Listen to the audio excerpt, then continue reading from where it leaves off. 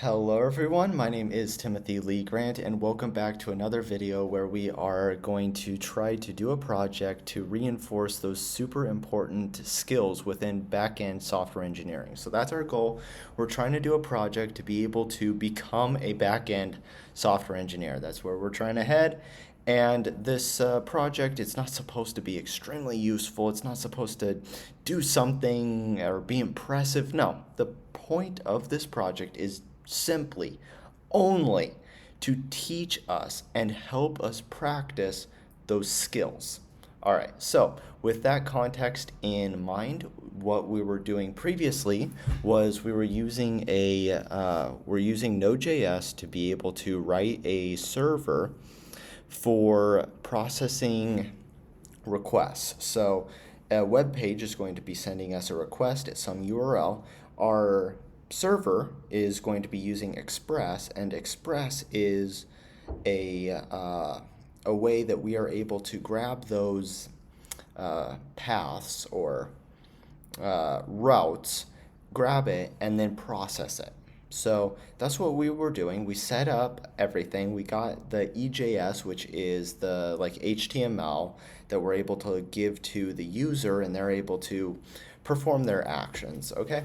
And then what we said is, all right, let's try to add in a database, because talking to databases is extremely important for back-end engineering, obviously. So that's one of the things that we were thinking about implementing. Okay, cool. So we started with MongoDB, and now we ran into a little bit of a problem. Like, hey, our web page would send a put request. So we had to create a web page. We had to send a post request. And then what was going on is we were trying to log it to the database, but we were encountering an issue. So that's kind of the context to where we are. Now let's continue off and continue in this project to try to troubleshoot things. And then once we get the idea is, just like we did every step along the way in this process, we first just said, let's try to get something very basic and just working, right? The first thing that we did was we said, let's just see if we can get anything to handle a request. And then once we got something that was able to handle a request, we said, okay, cool, now it's time to go and try to actually investigate what's going on. How is it working? How is it able to do these requests? And then we just made things more complex and continued to learn that way. Then we said, okay, well, how do we render things like an EJS file? What is an EJS file? Okay, well, how do you do HTML? All of this stuff. Now what we're doing is now we're trying to get a working golden copy of a database interaction, okay, from a post request to our database, save the data, and then send a response back, say, hey, I got it. That's what we're trying to do. Once we get the golden copy, then we can kind of go and investigate each line, say, hey, this wasn't, or I don't understand this line, and then we can investigate it. But first we have to get a golden copy. So that's what we're trying to do. The other thing that I want to do is, so I've gotten a lot of comments telling me that my volume is really low.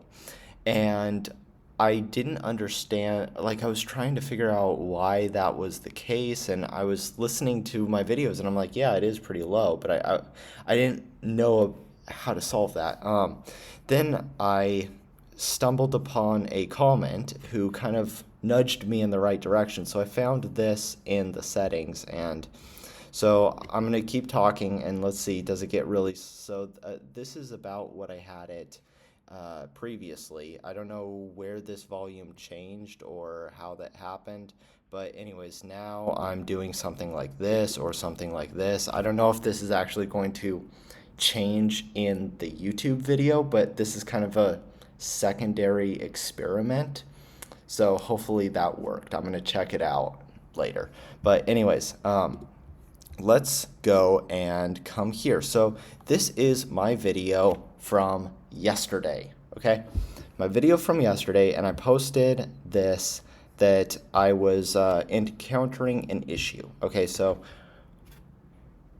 I'll show you what the issue is, and then we can move forward. Okay, so someone posted this, Dragon Blade, Mr. Dragon Blade. All right,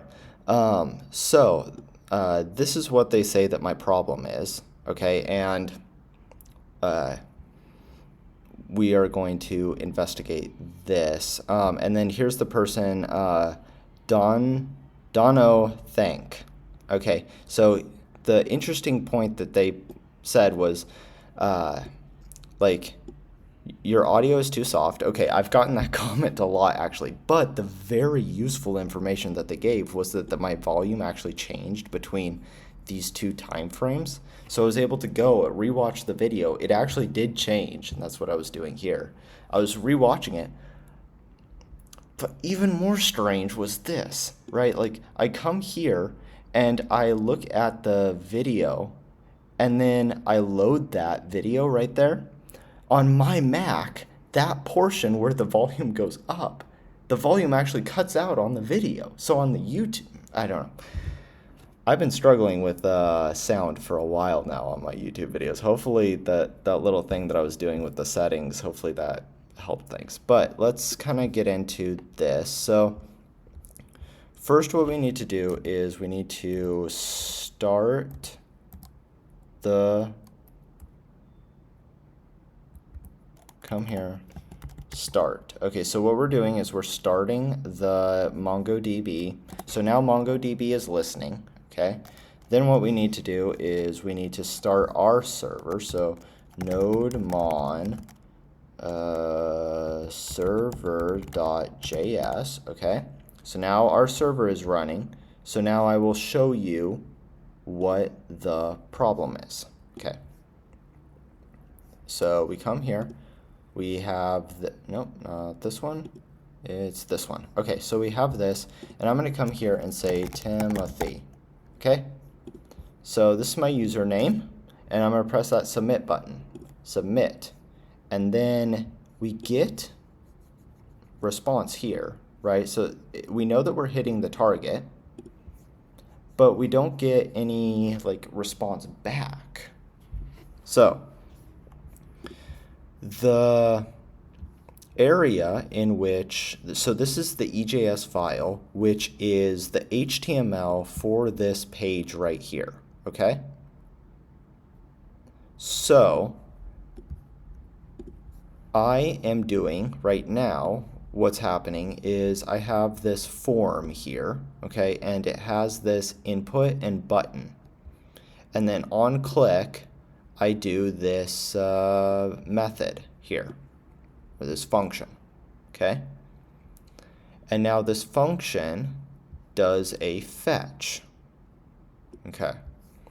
So that is kind of the context. And so this fetch is sending a post request, and I'm hitting this endpoint right here, okay? And I should get some response back, but I'm actually not even getting a proper response back. I'm not logging this hello, and I'm not logging any of this. I'm going immediately to this catch error. So why? What's happening? This is the context to what we're trying to figure out right now. So yeah, this video is more troubleshooting. So let's come here and read Dragon Blade's comment. So the problem is your HTML for the page, okay, so that's the EJS that we were just looking at right here. So the HTML for the page, good, contains the input field and the button, okay, so that makes sense, right? We created an input field right here, and we also created a button, okay? Makes sense so far. They are inside a form element. Yes, they are, right? Here is, it's inside of a form element. Okay. And when you press the button, Yep, it's on click, right? You press the button on click, it tries to submit your form. Yeah, because in that function it goes to the fetch. And you can see this by the loading bar in Safari. Okay? It loads after you click. Okay? Meaning that your page is being refreshed. By the time the backend responds with the answer, the front end the front end JavaScript code gets it.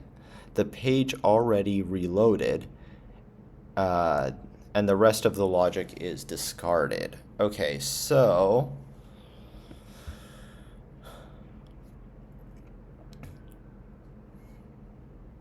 it tried to submit the form, and you can see this by the loading bar here, meaning that your page is being refreshed. Okay, so let's try to figure out how to actually solve that problem. I'm wondering, can I just like delete this form? Maybe I don't even need this form. What if I just what is a comment in HTML? I'm not sure actually.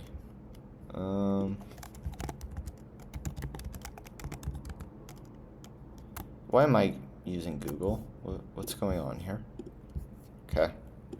What is a comment in HTML? Okay, an HTML comment, so it is like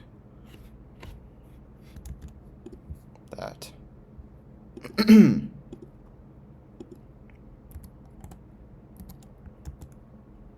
All right, and then was the other side? Do I have to have those two lines right there?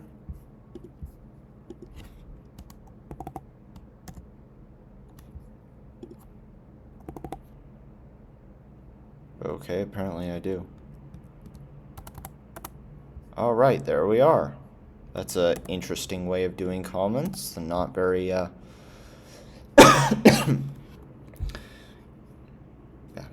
interesting. Okay, so instead of this, maybe I should have just, what is it, like body or something?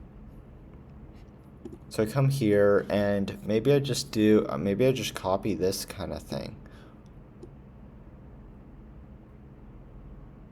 Let's copy this, come here.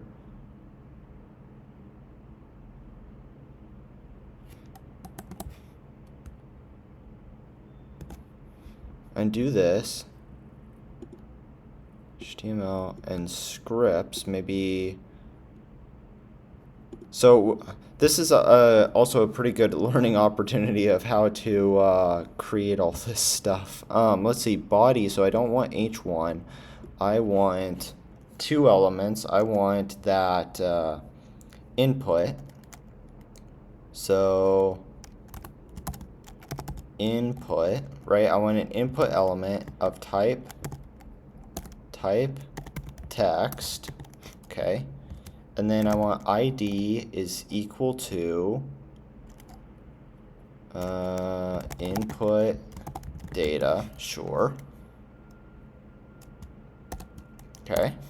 And then what do I want? I want a button, yeah. Button, okay.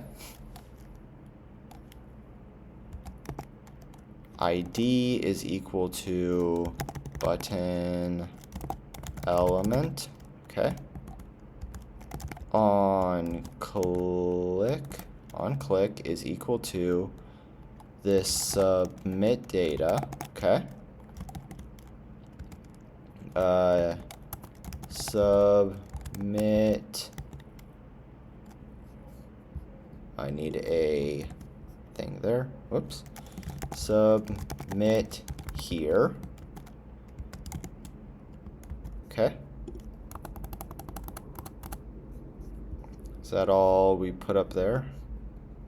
Okay.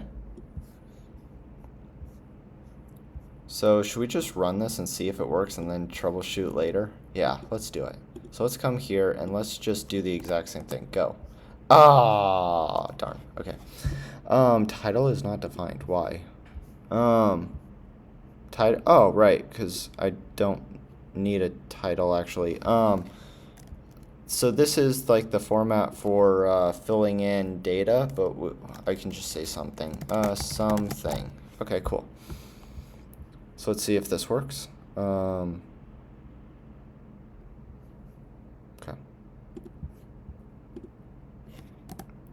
Aha. Okay. Oops. There we go. We got it. We got it. Oh my goodness. Thank you. Thank you to Mr. Well, I don't know if it's actually a girl or a boy, but to person, Dragon Blade. Thank you so much. Oh my. Thank you. Oh my goodness. Thank you so much. Okay, cool. Awesome. Now, we are able to start moving forward with investigating how it's working and what's going on. So let me get a sip of water, and now the fun begins. All right. Okay, data saved. All right, data saved. Oh my goodness. I'm so happy. You have no idea how happy I am. Just first off, because it's kind of cool, it's kind of fun, and I really like back-end engineering. The more I do these kinds of projects, the more I like this, you know. So submit awesome. This is so cool. So what did we do? We have this HTML, right? And we linked the CSS, which is right where it is in public CSS2. So that's why the style looked a little bit different, looked a little bit cooler, because we actually had CSS linked. Up here we had no CSS. Yeah, up here we had no CSS linked. Okay. So now we have this button element which calls this submit data function, and this script kind of lives on the web page, right? So the web page gets JavaScript itself. You click the button and it runs, the web page itself runs this code here, okay? And then performs those operations. And what does it do? It does a fetch, sends out a fetch, which is of type post, has this header here, and then it sends the actual username, which is captured right here by input data. So input data is the value which is in this text box. Okay? So now I will try to figure out submit. Nice. Response is data saved. So cool. Okay. Now going here to the user routes, I am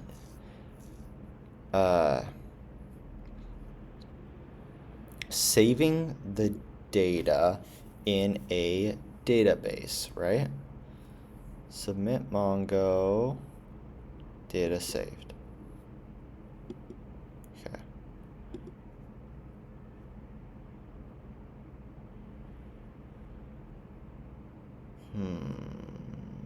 New user here. So now the thing that we need to do is we need to actually try to see where this, so how does this actually work? This is what we need to do right now. So I'm going to delete all of these things here. because we don't need these troubleshooting lines anymore, okay?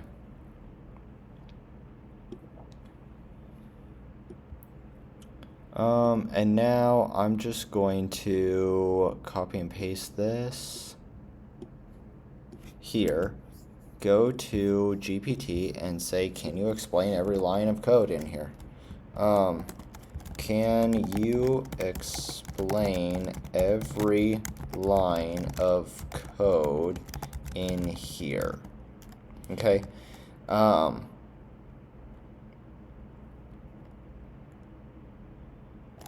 Excluding the catch statement. I don't care about the catch. I'm just interested in these parts. Okay.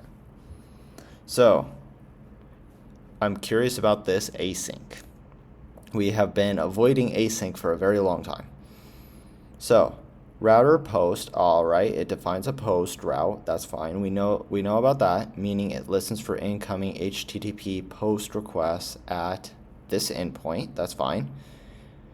Async request response makes an asynchronous function, allowing us to use await inside. So this async gives us permission to use await inside the function. Okay. Creating a new user. Okay. Const new user equals new user request body. Okay, so I know that I can get JSON data from the request because the request has data in the body, which was here, right? Body, and we created username and then Timothy, filled it with Timothy. So it's a JSON object with username and Timothy, okay? So close out of that. Where was I? Here I was. So, comes here, new user, request body, creates a new MongoDB document using the Mongoose model user. So that's something that I don't quite understand yet. How user, where is user? Oh, I defined it up here. Okay. Models user, hold on. Okay. Did I copy and paste that? I probably copy and pasted this here. I don't think it just appeared when because sometimes when you do like Mongo or whatever, like you install packages, like if you do node package manager, so npm install, and then you install a package, sometimes it automatically, installs, like, for example, all of those node modules. It auto installs. I don't think this is one that was auto installed. I think I copy and pasted it when I was copy and pasting from ChatGPT. So I think this is a ChatGPT thing. So we'll need to look into this. So what's happening here? All right. So we haven't this. We import something. Okay. So Java, we're importing user. Okay, so that's why these two are tied together, because they have the same name. Okay, so I'm importing this from this path, and I just went to this path and it's here. So now export default mongoose model user schema. So one of the things that I'm a little bit iffy on with JavaScript right now, there's a lot of things that I'm very iffy on regarding JavaScript, but one of the things is how JavaScript actually uses like importing and exporting, because like in C, what you'll do is you just have your import statements, right? And you just import a .h file. And the .h file has all of your prototypes for the functions, and then when you compile it, then the linker links everything together and you're happy and everything is set, right? So in this case, how is the Mongoose, or sorry, how is JavaScript actually importing and exporting things, and where is that going? So I'm guessing that, like, what is this model? Like, import Mongoose from Mongoose, okay? So this is a package itself. Const user schema, which is right there. So we're creating a variable. And what is the variable? I do not like this word here. New. Does this mean that JavaScript, you have to dynamically allocate variables like free or like new or malloc, right? And then free and delete? I really hope so. I really hope not. That's one of the things that I love, love, love about Python is garbage collection. I do not like. I don't like this. Okay. So create a new MongoDB using the Mongoose model. Okay. So we're not going to look at this line yet. We still need to understand what's going on here. So we are importing this variable, maybe. No. Okay.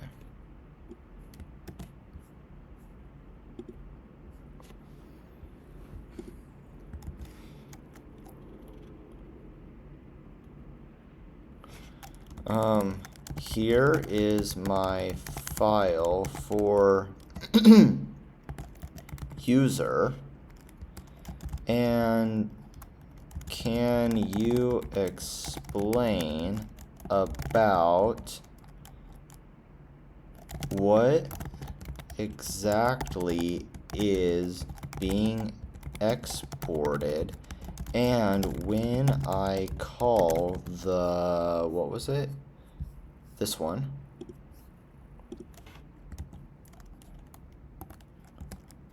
Line, what actually goes on?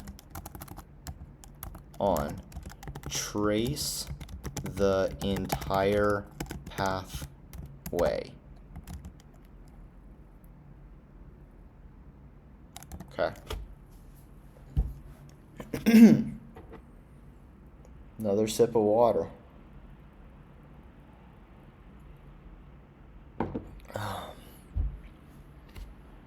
I just realized I have a very big sip of water here. This is for the plants. So I don't think I will be sipping that water though. Okay. So, absolutely, let's break it down step by step. Understanding what's being exported. So, export default Mongoose model user schema. Okay, what's being exported here? Mongoose model user, okay, creates a Mongoose model called user. This model is based on user schema, which defines the structure for MongoDB. Documents with name and message field. Okay. Name and message field. Okay.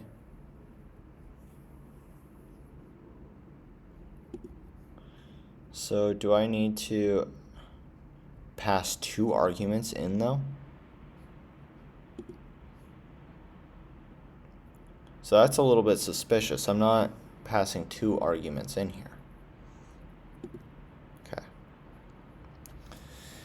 Export default allows this model to be imported in other files.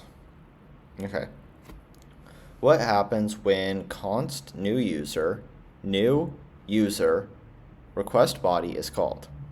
When this line runs inside your express route, right here, it follows the entire pathway. Okay.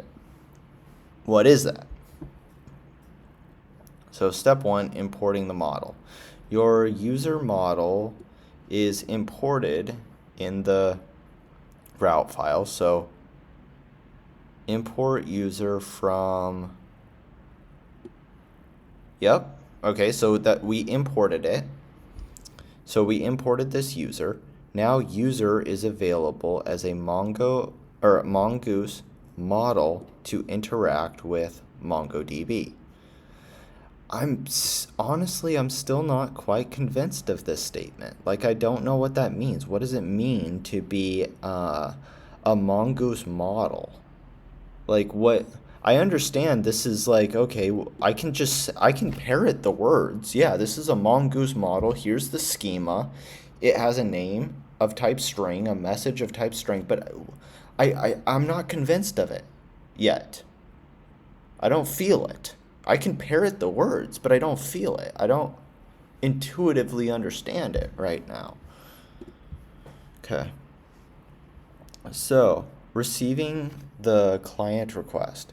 A client, browser or API, sends a post request to submit Mongo, yep, with a request body, name, and message. Okay, well, this one does need a message. Okay. So now the backend Express server receives this data in body. Okay. The other thing that I'm curious about, what about name and message? Do those need to line up with name and message here? It might. Okay. Okay. The backend Express server receives the data here. Yep. So creating a new MongoDB document. So user body creates a new instance. So this line of code creates a new instance of new user, or of a user. Okay. Internally, it assigns new user.name is equal to Alice and new user.message is hello world. Okay. Saving data to MongoDB. Await new user save. So then we're saving that variable that we just created. So we can, this user object has a method, object has a method inside of it called save, and we're just calling that method on the object, and that saves the data to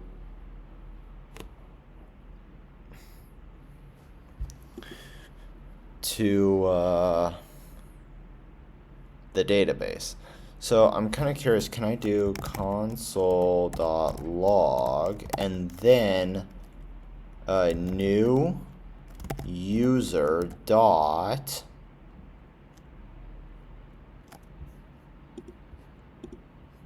name?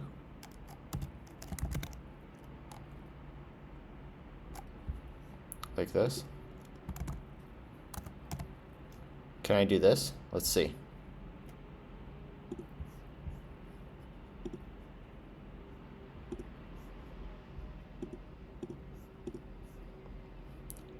Undefined. I'm thinking it's because we didn't actually call it. We called it username. What if I change this to be username? So like in here, instead of name, I don't want this anymore. I don't want that. I want, actually maybe I do. Maybe, fine, whatever. We'll just create a new one as well. Like, uh, username, which is a string. Okay. And that matches up with what I call it, right? Like, oops, where'd it go? Yeah, like username.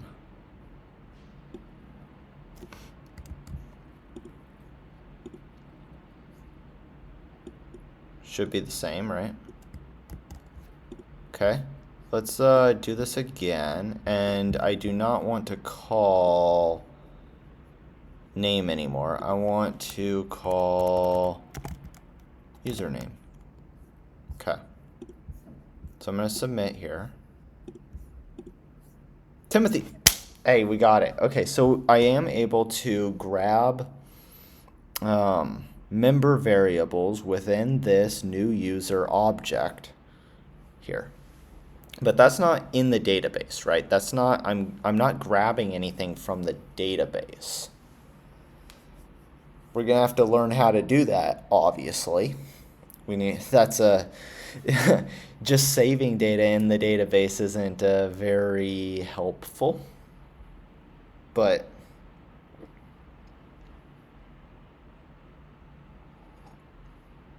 one step at a time. We now know that we have this variable which is kind of like this object. So I'm thinking of this as an object. And this is, so I'm declaring, like this must be like a class essentially. And these are the arguments that I'm passing to the constructor, okay? And this constructor is inside Mongoose, okay?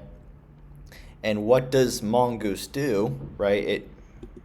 It will take in these parameters here and just create an object that is capable of being stored in its database, the MongoDB database. And because we have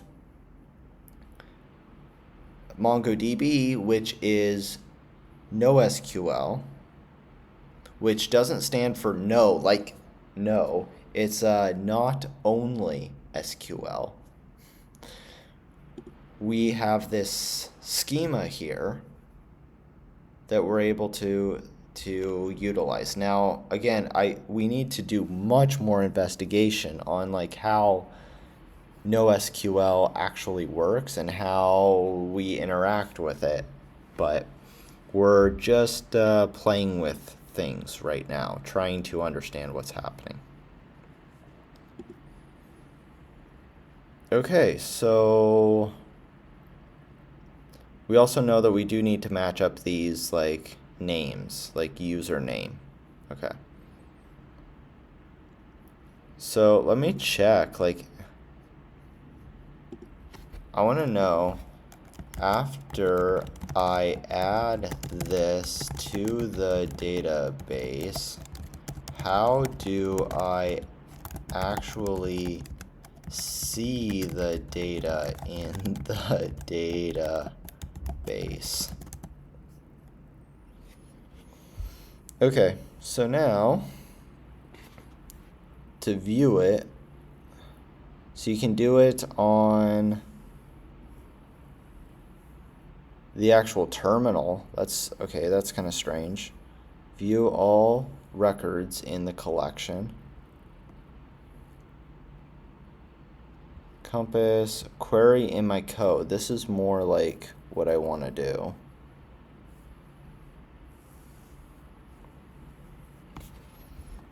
So, okay, fine. Let's kind of do this. Let's do this one.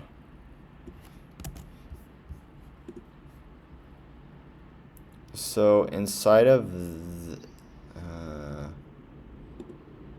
this one, right? Router dot all users. Okay. come here and do this.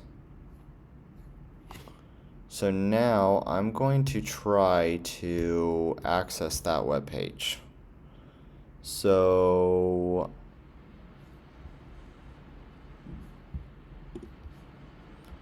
I'm going to come here and do this, okay? So localhost here, awesome. Users, and then all users.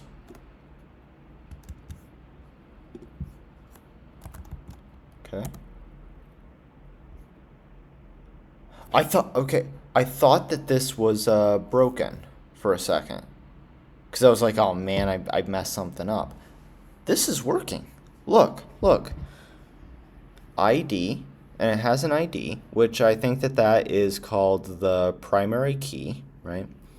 And then, let's see, ID again. But then I see username Timothy right there, okay? And I'm seeing something like John Doe for name.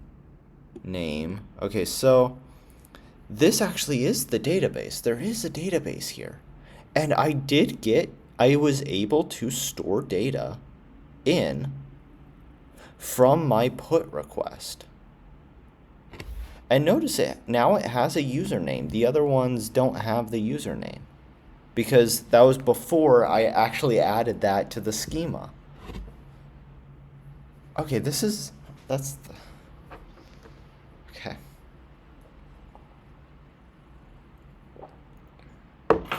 So now we should be able to start querying data, but we need to go through these to figure out. So we're still going to be going through. I think I'm going to do this in the next video. So this video, thankfully, once again, I'm gonna thank this person. Once again, thank you to Dragon Blade for that comment. So we were able to thankfully troubleshoot this problem and get the response back the way we were supposed to. And now we can see that the entire pipeline is kind of working. We are able to submit to a database. We're able to, add data to a database. We're able to do that fetch request. We're able to post with a fetch request. We are able to take that data from the fetch on the server, put it into a database, get that, store it there, and then we're able to check, and yes, it is saved in the database, so it is there. Going forward, what we're going to do is, okay, now it's time to kind of get serious. Now it's time to actually go and really learn what exactly is going on here, what's going on here. This is retrieving data, so getting data and retrieving data. Then try to understand, obviously these lines of code are kind of easy insofar as like, okay, well now I understand we're getting this is kind of like sending parameters to a constructor, right? So we have parameters in the constructor and it's giving us back an object, okay? And this is an object right here. And this object has methods and member variables. Then we send that over, we export it, and then we just capture it up here, right? We capture it, here's this object, okay? Then this object, we are able to pass in data here, okay? And that will give us back another object, which is this new users, and then this new users has a method which is save.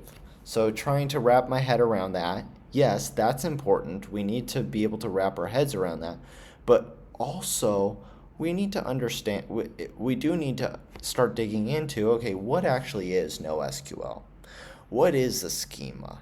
how how is NoSQL useful and helpful, and what how do you design a good database, and all of these questions, right? Like there's a lot to unpack here. So we might be here a little while. We might do a fair amount of videos all trying to understand this. So if that is useful or interesting to you, subscribe to this channel. We're going to continue to be making videos to improve our skills and hunt for those super important topics within back-end software engineering. So if that's interesting, subscribe. I hope you have a wonderful rest of the day. My name is Timothy Lee Grant, and I am excited to continue this project. See ya. And hopefully the volume is better too. I hope that, because I I did videos in the past and the volume was fine. And then now the volume seems to be low. I'm not sure, but I'm hoping that that is going to fix the problem.